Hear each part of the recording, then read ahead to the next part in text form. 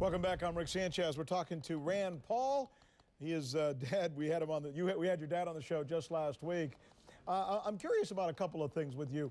First of all, you mentioned it, so I want to stay with this topic of the lobbying, the unbelievable amounts of money that are being paid from certain industries into the campaign coffers of certain politicians, both on the left and on the right. Some industries tend to give more of their money to the Dems. Some industries, healthcare, tended to give more of their money to Republicans over the last decade or so.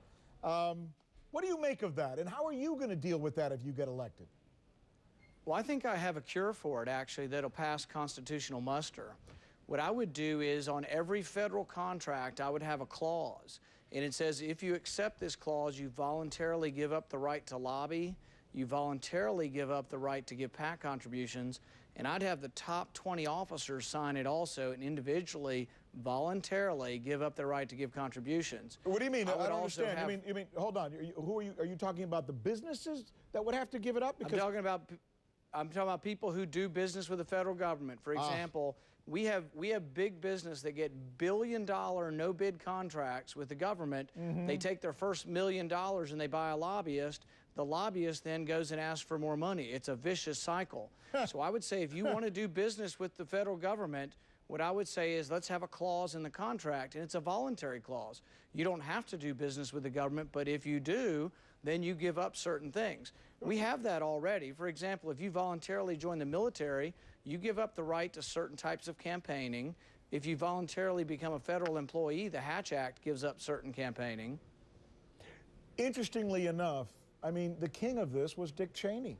And as vice president, he made sure there were tons of no-bid contracts where people were not allowed to bid, and yet those that did bid were defense contractors, some of which had associations with him in the past, and still do in some cases.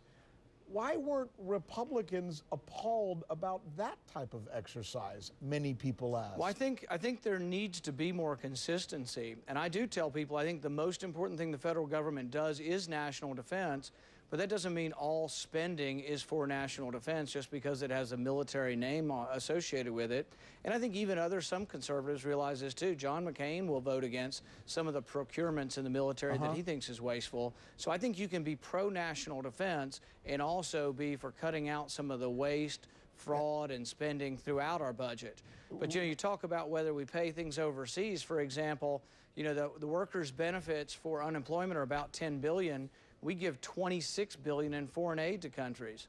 There's plenty of money that we could find in other parts of the budget for our workers. Let's don't be sending it to other workers overseas. By the way, your opponent is Trey Grayson. He's also in favor of what Bunning is doing, and we want to let his side know that we'd be more than happy to have him on and have this conversation. Finally, are you a true Republican, or do you lean more as a libertarian? Well, I registered as a Republican when I was 18. I voted in every Republican primary. In fact, I attended the 1976 Republican convention. But do you lean more as a libertarian? I like the Republican platform. If you look at the Republican platform, it's actually good. It's very fiscally conservative. It's very much for limited government. Things like the bank bailout are directly contrary to our platform. So I think our platform, if we followed it, would be consistently fiscally conservative.